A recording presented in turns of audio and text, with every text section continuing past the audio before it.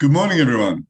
My name is Brian Walker and CEO of Retail Doctor Group, and welcome to Retrain for the Retail Revolution, Part 3. And in this Fit for Business series, and thank you too for those who are staying with the course, staying with the program, because each module builds. And in this Retail Revolution, Fit for Business, the idea, of course, is that by the end of the program, you'll be able to put all these pieces together. So I'm really looking forward to this session. And this session is really all about what we call category cardio. Now, by that we mean inventory. Now, stock, inventory, merchandise, they're really the same terms. And by the way that I look at the term merchandise is inventory that comes into the shop and is put in its appropriate places, its categories as we call it. And the way in which it's done and the way in which it's presented is visual merchandise. So there's sort of an opening distinction. And so today is called category cardio, and it's all about managing inventory to sales. And it's looking very much at the role of inventory, both in terms of how to make additional sales, how to manage what we call our working capital. Our single biggest investment is typically in stock. And I want to tell you a little story to start us off. Many years ago, probably more than I care to remember, I was working for Westfield, and I was running shopping centers, working for the dark side. And it was great. And one day I had a visit from one of the owners, and he walked to a shop, and he was very sharp, and he said, "That's interesting. How is that retailer performing? Gee, their stock looks high." And it didn't dawn on me, the relationship of stock to sales. And then a few months later, that experience occurred again with the same individual who said, their stock looks a bit low now. Now, from a landlord's point of view, what he was looking at was, if you have too much stock, it's possible that you're overbuying. And if you're overbuying, you might have difficulty paying the rent. And if you have too little stock, you might be missing sales. And we're going to talk a little bit about that today. And we'll talk a little bit about the way categories are assorted. If you stand outside a Lush or any business, Country Road, any of these businesses, and you see the way that products are put into zones, well, those zones are called categories. And categories are effectively planned, purchased for the stock, sold, replenished in categories.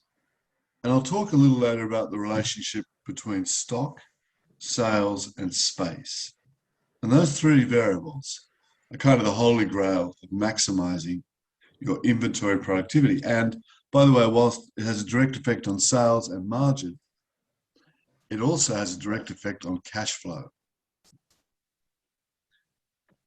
So what we're going to try and do this particular chapter, same as we've done in the previous ones, is really try to provide you with very practical, relevant learnings.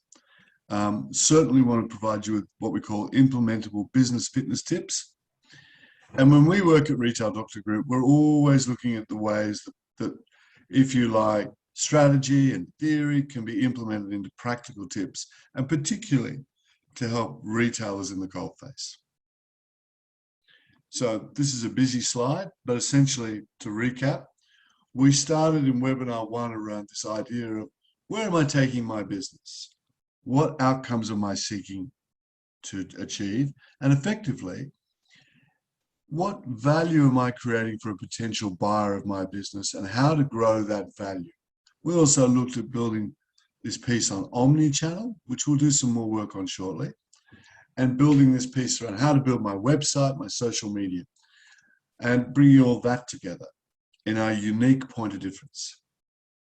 In the webinar 2, we looked at building great visual merchandise displays, windows, in-store, category bays, and so forth, how to navigate customers through and around your shops. And you might recall we talked about hot, warm, and cold spots, the high profit areas in that first 30% of your store, typically on the left when you walk in. And then how to lead our people around targets, around sales targets, teaching them, coaching them how to upsell, add-on sell. and of course, to achieve a great customer experience.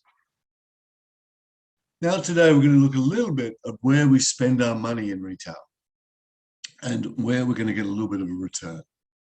So that's called category cardio, and it focuses on inventory. So thanks, everyone, for joining me, and we're looking forward to it. So today, managing inventory to sales, category management, merchandise management, and inventory metrics. So one thing I'd say straight away about inventory is most retailers carry 2 to 3 times more stock than is actually necessary. Now, I'm going to interchange these terms, stock, inventory, merchandise, but I think you'll get the flavor of it. One opening point, sales and sales forecasts are absolutely linked to inventory, okay? In fact, a good retailer, a fit retailer, builds a sales forecast by category and then builds an inventory to support that by categories. Once, many years ago, I was standing in a retailer, actually in the country as well, and I'm surrounded by Roman statues. I said to this retailer, gee, you've got a lot of those. And it turned out that she had not only a shop full, but she also had a little warehouse full, and I think her partner's garage had a garage full of Roman statues. And I said, oh, that's interesting. How come you've got so many? And she said, well, I really like them. I saw them, I liked them, and I thought my customers would like them. Well, it turned out the customers didn't like them, and she got caught with a bit of a problem. So if you see Roman statues on Gumtree, you'll know why. But the point is, we need to use science around our inventory. So planning our stock is a critical piece. And so this is the point about having a good, strong idea of how to purchase each month and how much you can purchase. And I'll talk about that as well, because that is really key. Also, when you bring stock into a shop, it's accruing, if you like, all the ongoing costs of your business. So the idea is to get it in, get it out. And I think I talked about this last week. Very important to look at your age profile of stock as well. If I was with you in a room, I'd have a whiteboard and I'd draw a bell curve and I'd show the outsides. And I'd say to you, how many of us have stock that's over, not excluding food for a moment, over 9 months of age, over 6 months of age? Well, in my view, that's when you've got to get in, discount it, turn it over, and get out of it, because it frees cash up. And cash is king and queen. People talk about profit. Profit's important, but cash is more important. It's all about creating cash flow. And the more times you turn that stock over, the better what's called the margin dollars, the gross profit is achieved. If you've got stock that's sitting there and sitting there and sitting there, your customers have already seen it. They've already had a chance to buy it. And if it stays in the same spot all the time, it also has less chance of being sold. This was interesting.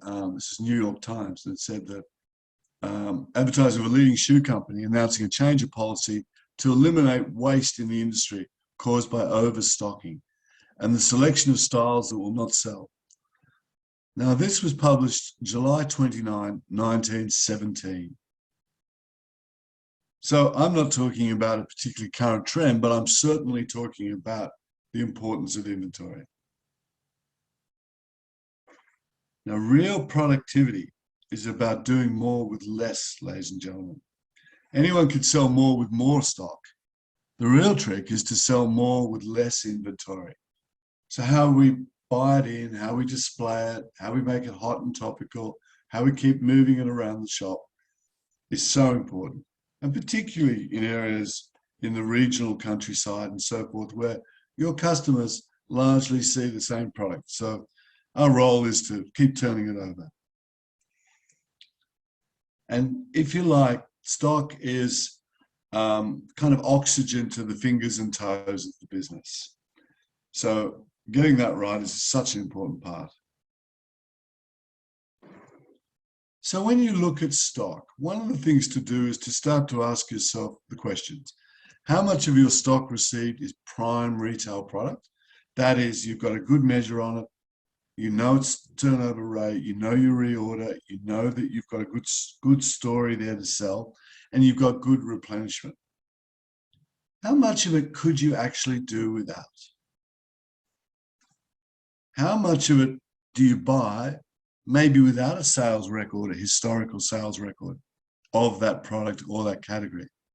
How much has forced you historically to discount?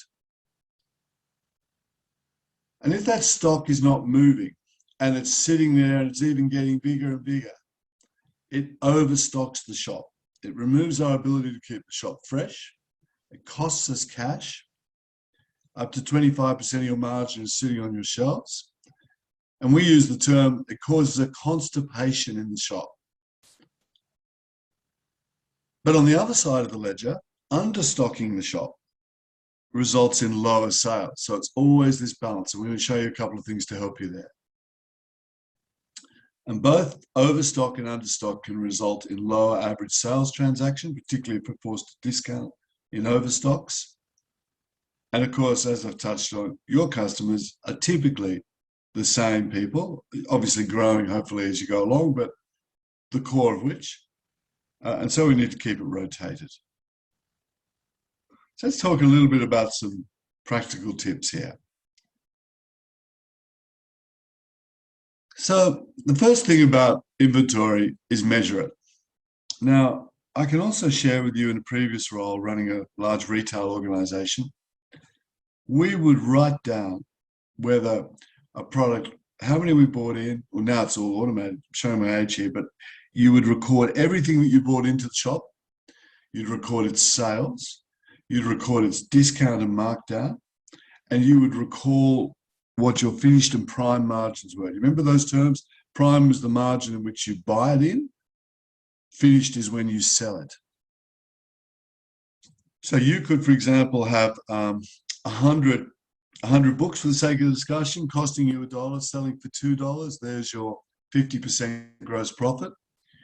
But of course, unfortunately, a few get damaged, a few get stolen, which we never want to see happen.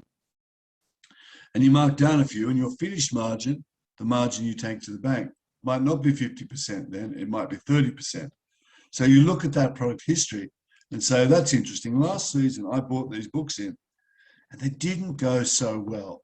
I won't be buying those again because they didn't hit my sales number, but as importantly, they didn't achieve my margin results. So we do look at product profit by product, stock turn, and sell through. And as this cartoon says, often in retail, we ask our people to oversell what they overbought.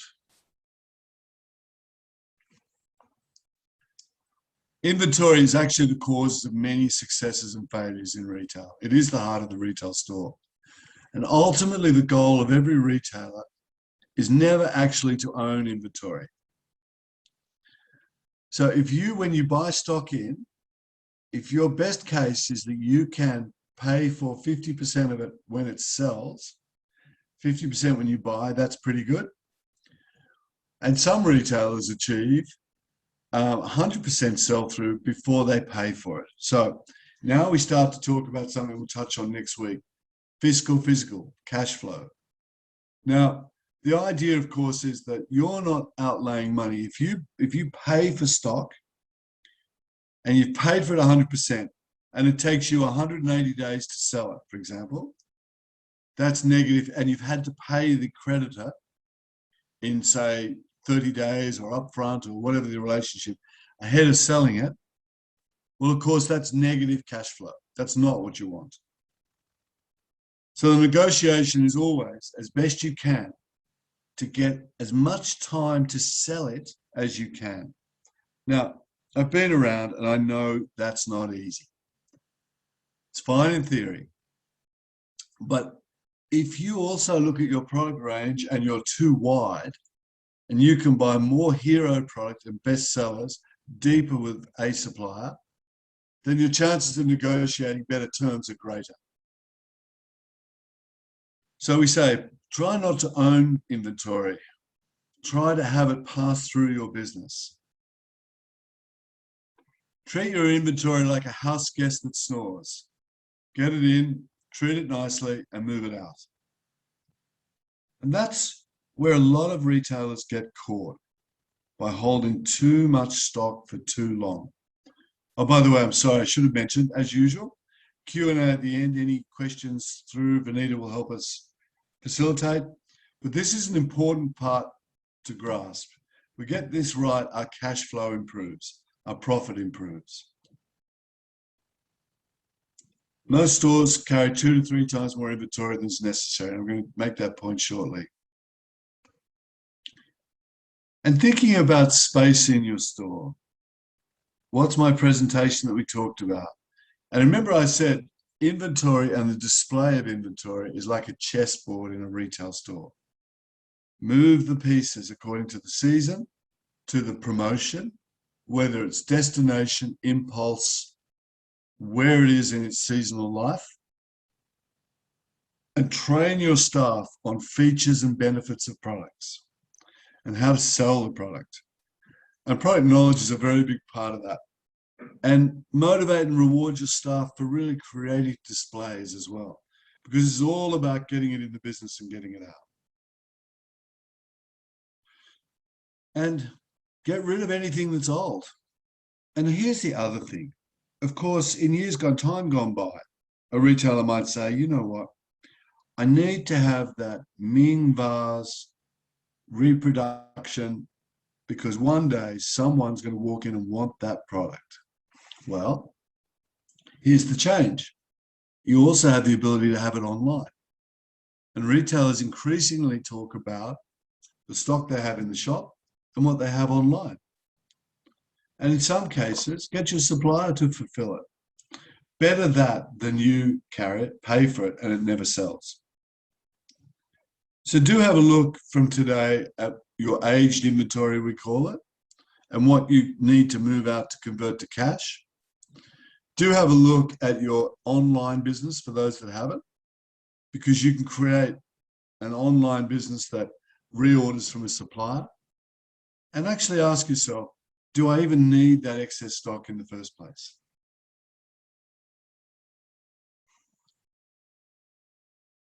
It's also a good idea to have basic safety stock levels. By that I mean minimum order requirements. So if, for example, we use the example of jeans, say that you know you sell 50 pairs of jeans and you know that the reorder from your supplier takes a week and you know that you're selling 5 a week. Well, in that simplistic example, you'd have a minimum stock level, let's call it 7 or 8, before you reordered. And having that buffer and having that ability to get stock in, you haven't paid for it. If you order another 50 jeans or another 100 jeans, it could take you 2 or 3 months to sell those. If you've paid for it up front, it's effectively loaning money to somebody or something for 3 months before you get the money back. That's not where you want to be. So it takes a bit of detail and application and the things I've talked about and I'll touch on shortly around planning. But it's really maximizing your inventory investment.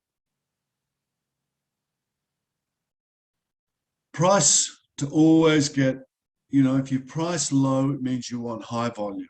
If you price high, you create uniqueness in the product, uniqueness in the range, and that's a more bespoke offer. So you really do need to know a good understanding of your pricing strategy and ultimately what your discount strategy will be. Now, your discount strategy should be not a surprise, planned out into the planning and catered for in the numbers of the business.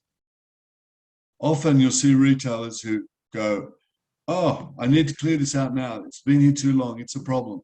And when you track it back, you'll see that the retailer, in some cases, many cases, hasn't done a sales forecast by category, hasn't done a buying plan by category, and maybe sometimes is an example of that lady with the Roman statues.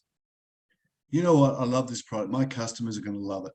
Use science, use history, use objectivity to determine what it is that you believe will sell and have science to back it up. And maybe have what's called 10% of your buying budget for a little bit of fun, a little bit of what we call open to buy, and I'll touch on that, but a little bit of ability to speculate, because that makes it interesting as well. But please don't make 80% of your buying budget the speculation budget, because that's where we get in trouble. Now, I always speak at stock value in retail because it's what the customer does. It's super easy. Your cash flow tends to be at retail as well. Sales budgeting is at retail. So I'll walk into a shop, and if I know the shop has $600,000 worth of stock, I beg your pardon, $600,000 worth of sales, it has $200,000 worth of stock. That might be $100,000 of cost, but I will talk in 200,000. And when I touch on stock turn in a moment, that will tell me that that business has a stock turn of 3. Now, there's benchmarks for stock turn. Stock turn is one of the most important measurements you can have, because what that says is that in that example, for every period, let's call it a year, that shirt or whatever it might be has turned over 3 times in the business. And of course, finally, when you sell markdown, you can identify the gap to full price with ease. So for those who've walked around retail with me, you'll hear me talk about stock turn, sell through, sales, all at retail.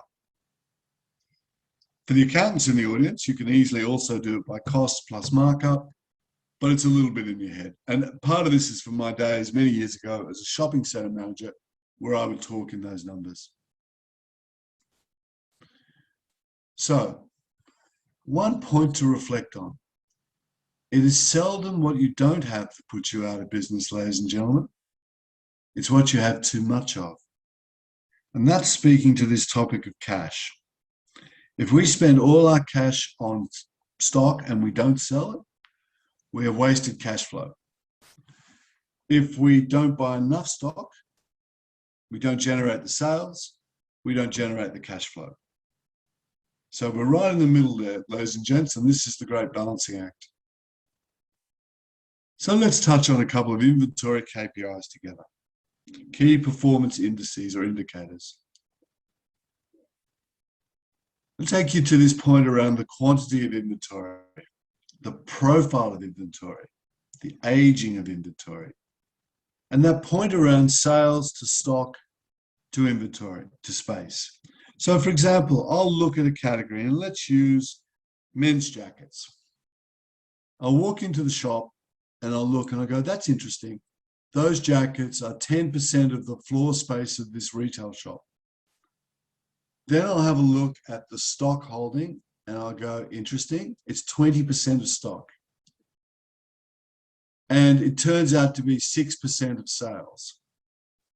I would say at face value, that business has over-ordered in jackets and it will have them sitting out the back, or it's over-invested in the space, however you want to define it. And it may not have, coming back to strategy sensor, a really good competitive, unique proposition in those jackets. And so therefore, we're looking at sales to space to stock. And this comes back to this differentiated position. What stock do I invest in and where am I winning? So we do need to think about the buying processes for our stock. Have we got good history, ladies and gentlemen?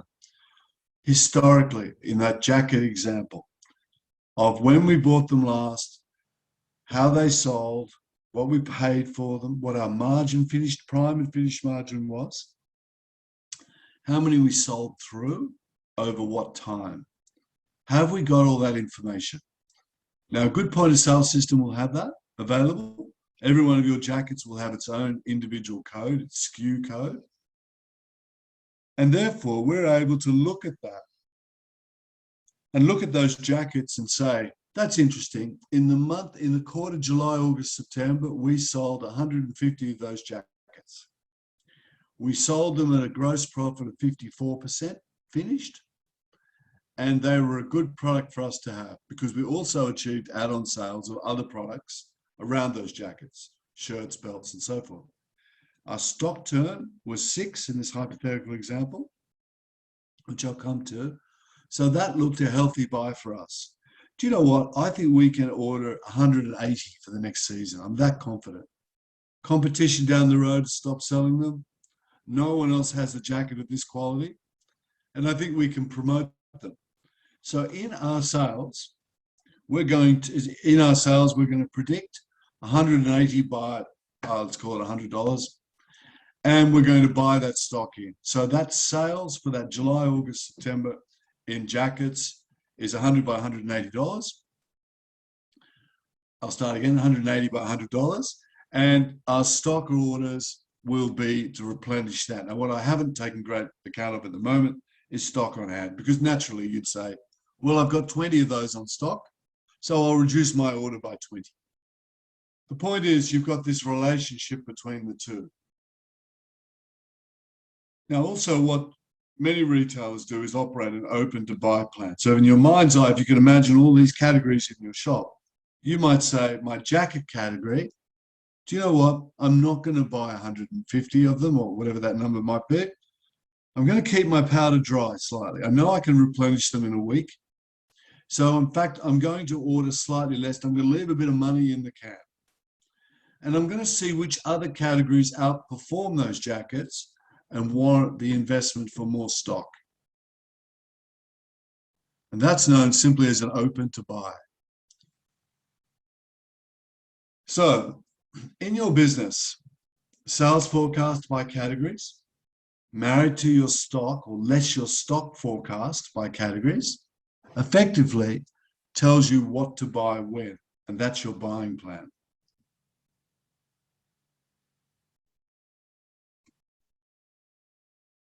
So I've touched on these, and I'll come to a couple of ones that are important. Imagine this, ladies and gentlemen. We've got two stores. Store one has sales of $800,000. And store two has sales of $800,000. Store one has stock on hand, and I'll do it at retail, of $400,000. Well, as you would recall, that says that its stock turn is 2. That's more like a jewelry shop. It says for every item in the shop, on average, it turns over twice in the year. Store B is down the road, and it has sales of 800,000 as well, but its average stock on hand is 200,000 at retail, meaning its stock turn, of course, 800,000 divided by 200,000 is 4. Now, if we were together in a room, I would ask you, which is the healthier business? The store that has $800,000 in sales, $400,000 in stock, so it's got plenty of stock, and achieves a stock turn of 2.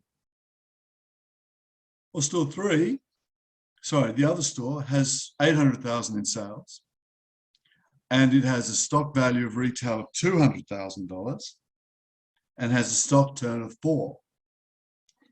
Well, for those who said store B is the healthier store, I would agree.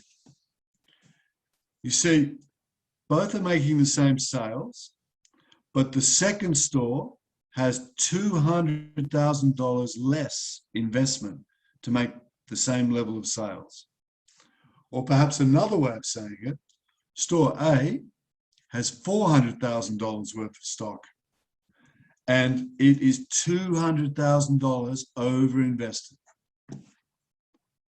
Meanwhile, the owner is trying to put the kids through school, do all the things that we do with money, pay back debt, replenish the shop, refurbish the shop, go and buy a boat, whatever it might be. That $200,000 is sitting on the shelves because it makes no material difference to the sales. All it has done is just throw more money at it. And that's a really important point. And if we grasp out of this, nothing more today than this concept of stock turn, that is critical. Now, Depending on what the items are, of course, our stock turn is different. But for general merchandise, fashion and so forth, we could typically say a stock turn is 6. Now, how do we arrive at that? Well, you'll see a calculation at the bottom here. We take our annual sales. So let's take that, well, as we did before, $800,000 in sales. And then we say the average retail value over that year. And sometimes it's a line in the sand, but often we know it through our MYOB or similar point of sale systems or accounting systems, is 200,000 in stock. Then we know the business has an overall stock turn of 4. Now, the skill of this is then to move it into the categories. What is that same exercise for jackets? Now, we said before $180,000 worth of jackets in this mythical example. And let's say our average stock at retail was $30,000. Now, on normal markup, that would mean that we have purchased $15,000 worth of jackets. We've marked them up. Our value is $30,000. And that $30,000 into $180,000 would give us 6 as a stock turn. And for the mathematicians, it's about 18% of our overall sales of the 800,000. So 18% of our business is in jackets. It has a stock turn of 6, and it represents 30,000 of 200,000 in cash purchased, or retail cost, if you like, for stock. And it's looking pretty good. So we've got a pretty good measure. Now, when that stock turn drops, it'll drop because we've lost our competitiveness. We have moved them somewhere else in the store in a poorer position. The quality of the product has slipped. We've become uncompetitive in price. There'll be all these reasons. But today, just getting the concept of stock turn is important. Because, of course, the sale of goods from this stock is your chief source of operating profit. And I use this analogy of a chessboard. It is about planning your shop out in categories and managing the sell-through and stock turn of your categories. Now, sell-throughs, by the way, is a really easy concept. Let's use our jackets again. I bring in 100 jackets. I sell 90 of them. My sell-through is 90%. And if I'm standing with you, I might say to you, oh, so tell me, what's the sell-through of those jackets? That would say to me that that's a healthy sell-through and that you've got 10% of them that you're unable to sell at full price, end of season clearance. That's fine, because you'll still make good profit from that. If the reverse applied and your sell-through was 10% and you had to discount 90%, that's what we'd know as a dog. So, a few suggestions. Where you can, try to reduce your stock holding. Now, I say that with a caveat. I'm not physically standing in the shop with you, but I would ask you to do stock turns on your categories and to have a look at how much you're carrying relative to sales, relative to space. And where you can, reduce excess stock holding. Try to buy more frequently in smaller quantities where and when you can. The supplier that sells you 300 jackets on a super good deal and you end up carrying them for 4 or 5 or 6 months and your sell-through is less, and as you know, your sales through that period are nowhere near that number, well, they are asking you to be a bank. They're asking you to fund it. They're happy because you've paid for it. They've got the money in their bank account. You haven't sold it to your customers yet. You're acting as almost as a financier to the supplier. That's not the way we want to do it.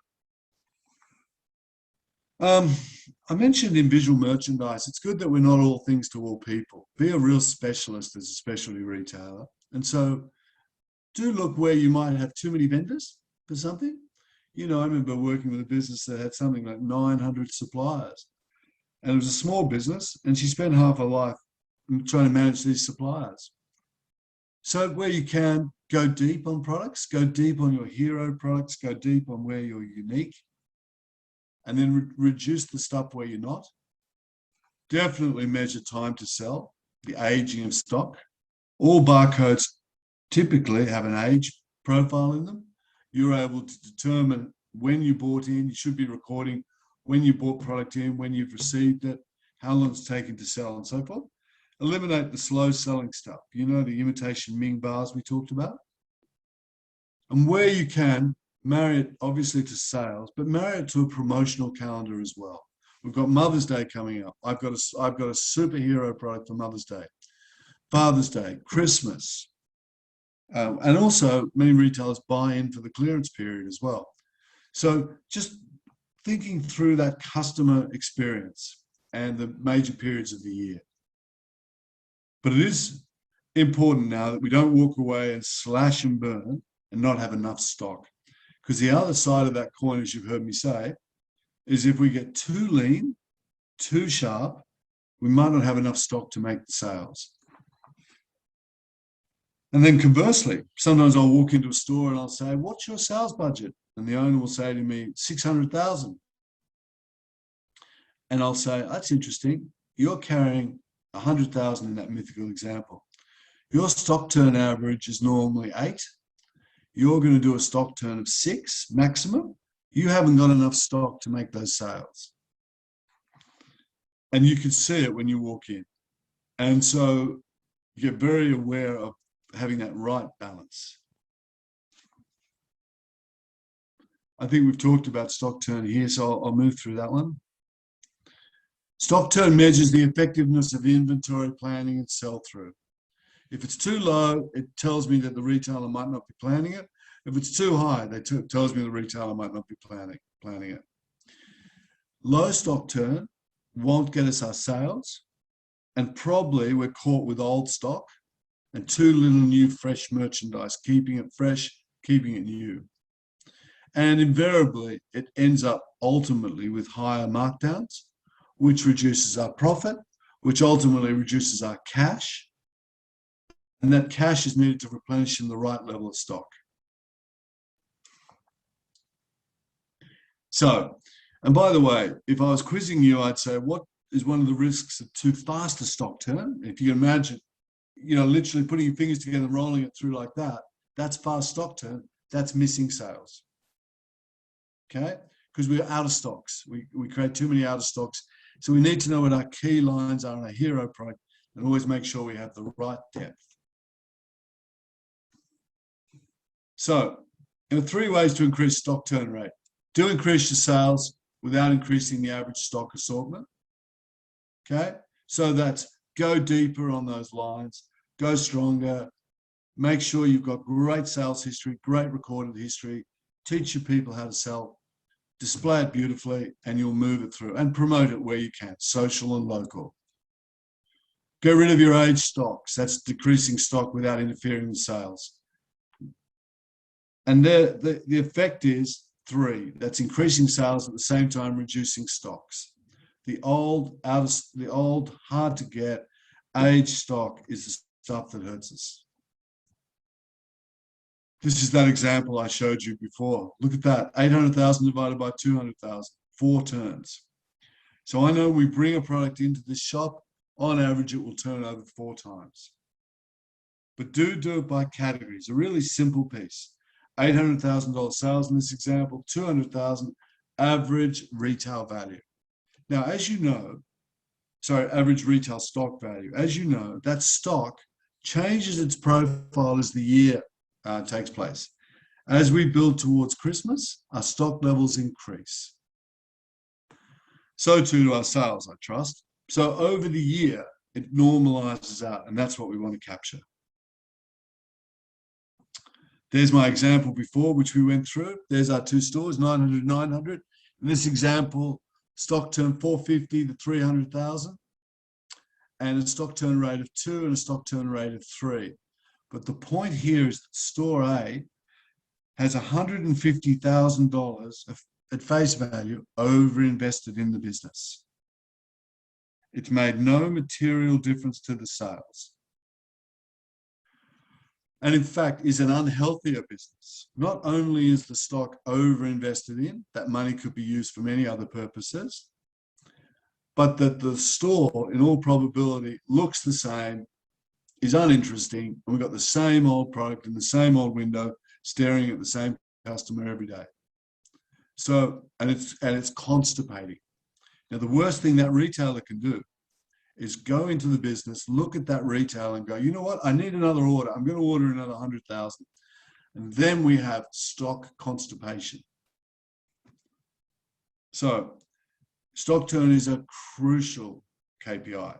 And it's interesting, I sometimes say this, but I've learned more about the importance of stock to sales and the measurement of inventory than I ever knew running a retail business. I've learned more being the retail doctor over the years. It is a key health KPI of a business. I touched on this a little bit before, but again, thinking about where our stock and our layout is, I can typically walk into your store and have conversations with you about, that's interesting. In section 1 of this store, for the sake of the discussion, what's our stock turnover in these categories? What's our sell-through? What's our profit return in these categories? And of course, what are our sales? And in my head, I'm linking them all together to say to myself, we're getting good maximization space, good maximization of stock and stock sell-through. This retailer is making good return on this investment and doing it very cleverly. And they're not overstocked, they're not understocked, they haven't got a warehouse list gear in the background, and they're not too thin. And they've got good sales forecasts with buying forecasts married together, and they understand it. That's what I'd look for in a good, high-performing retailer. And sometimes the converse occurs. The retailer hasn't kept all his records, hasn't kept good planning, and as a result, has tended to, frankly, waste their cash flow on things that haven't sold. And by the way, we've all done that. They're not Robinson Crusoe, but this is about trying to help them. So some tips for inventory maximization. Keep an eye on the aging of your stock. As a general rule, plan for 5 or 6 stock turns in general merchandise fashion. Live with what you've got and build as you build in and buy into new seasons. Do price to turn stock. If you're overly too expensive for something, your stock turn will slow. If you're too cheap, your stock turn will accelerate, and that can cause out of stocks and other issues. When you do your buying budget, you'll look at a range of product and say, last year we marked down 10% of the product range in this particular category, in this item. I'm going to anticipate in my buying schedule and my profit planning to do the same. So whilst the prime margin might be 50%, I know that I really should get 48% out of this, and that in July we're going to mark down 10%, whatever it may be. And the other factor, ladies and gents, is sell and buy. Okay? If you can sell your product before you have to pay for it, or as close as you can get to that, that's where you want to be. Because that's cash flow positive.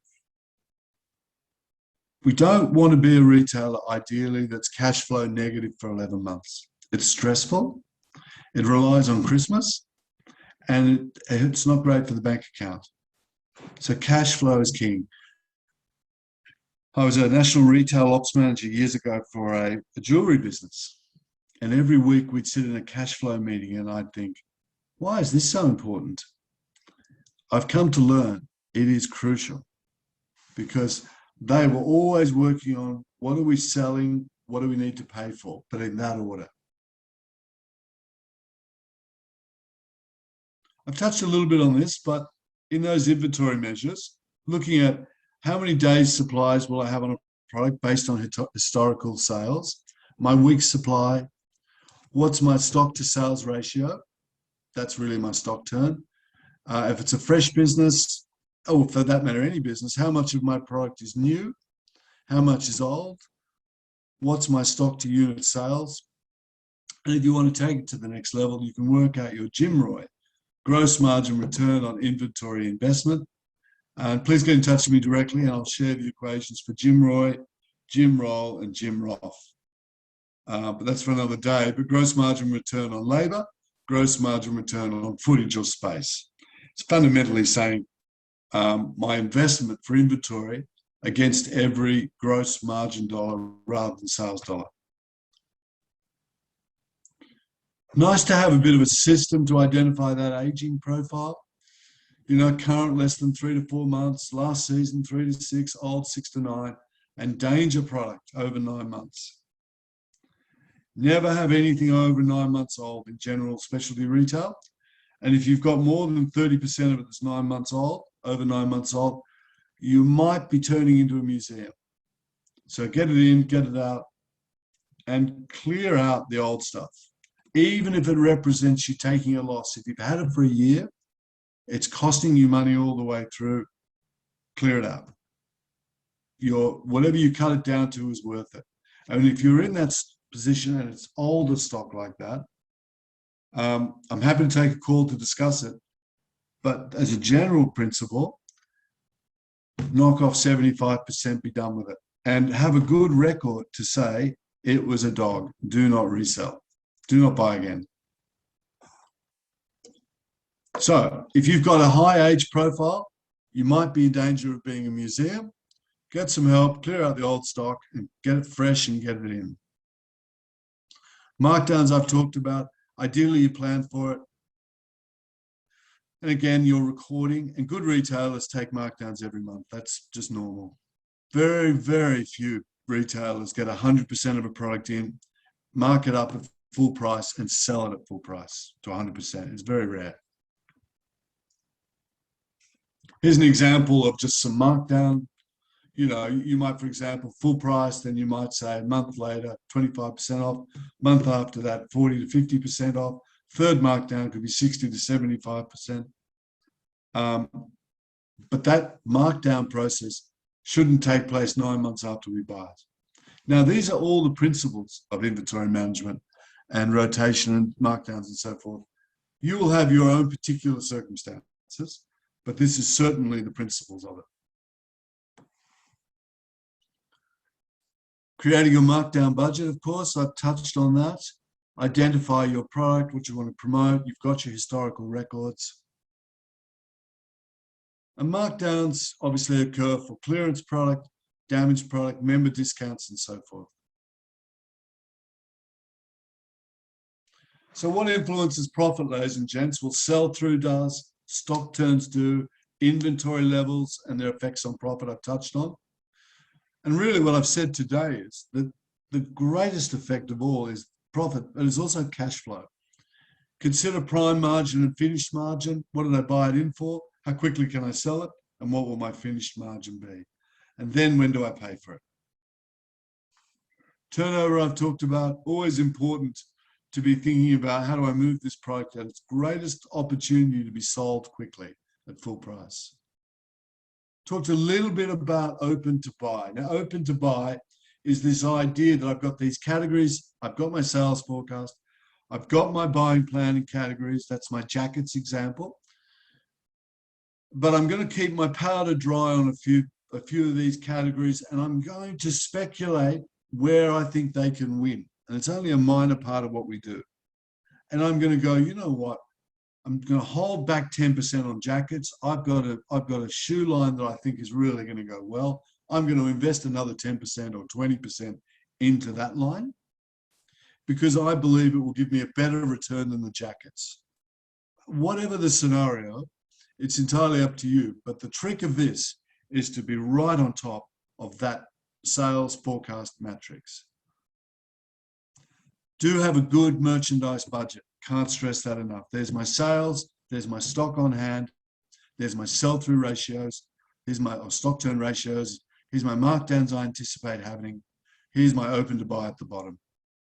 All that's really saying is sales, less stock on hand in category, gives me a buying budget. Sales plans are always best done by category, but so too are buying plans. Department, category classification, subcategory, subclass down to item. I've touched on this, and I think it's just important that you've got that in place. Your point of sale system will allow you to create a good merchandise management system and will effectively print out your buying plan. Just some practical things about stock. Do manage your back rooms well, keep them tidy, keep it organized so your staff can replenish very easily. Look at your store sizes.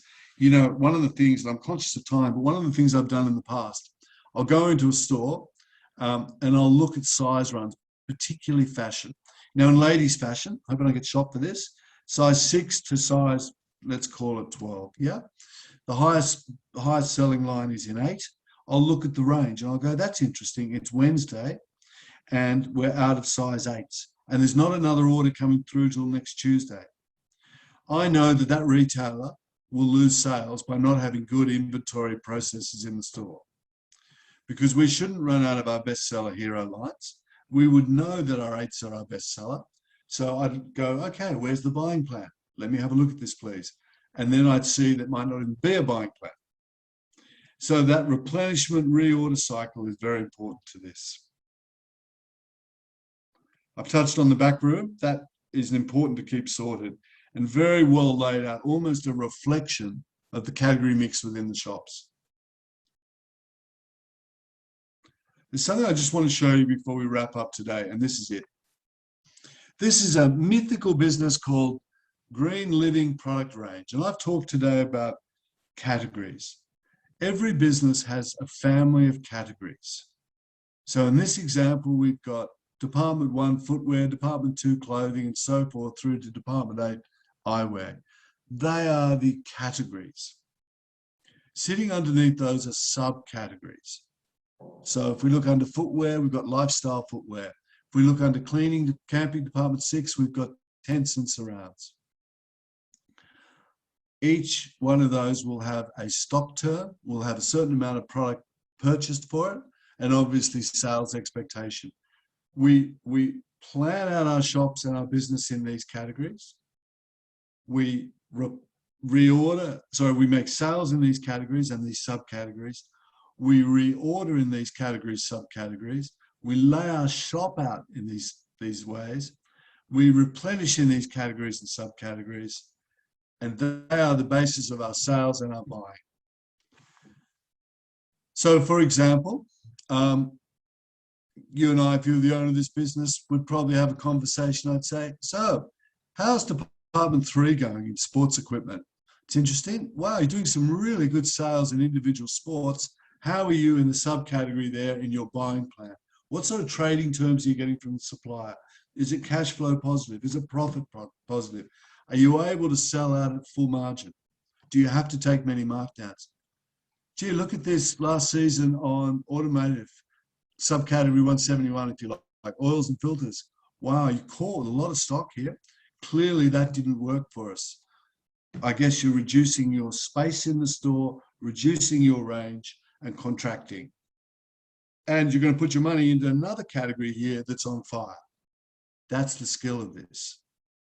That's the relationship. That's the marriage.